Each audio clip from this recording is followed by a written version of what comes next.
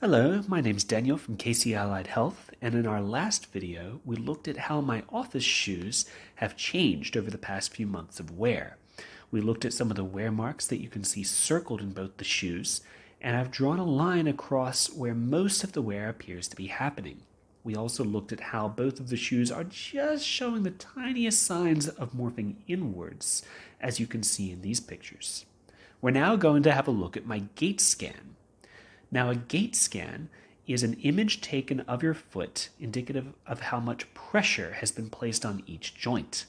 The panel that you walk over is able to measure the impact, how hard it was, and what the timing was like. And it gives us a bit of an idea of how much pressure I'm putting on each of my feet.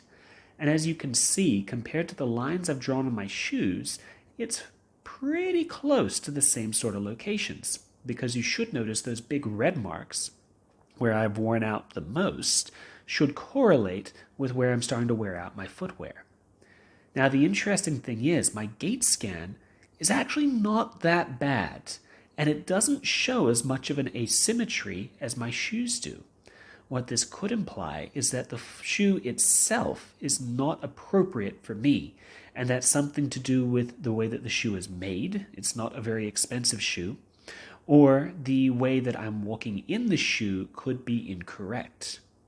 It should be noted that I have been running in barefoot and minimalist style shoes for the past 6 years or so, and you'll notice that I tend to favor the front part of my foot here far more than I do my heel.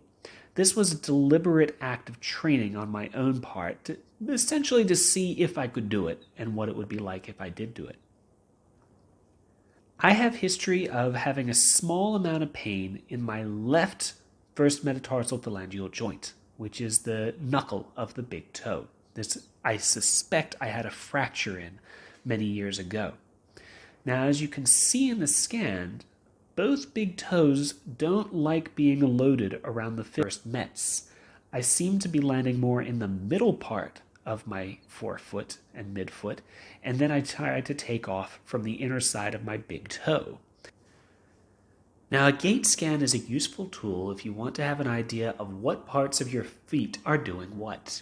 And it can be important for somebody with chronic issues, that is, issues that have been going on for months and months and months, to get a little bit of insight into how they're actually walking on their foot.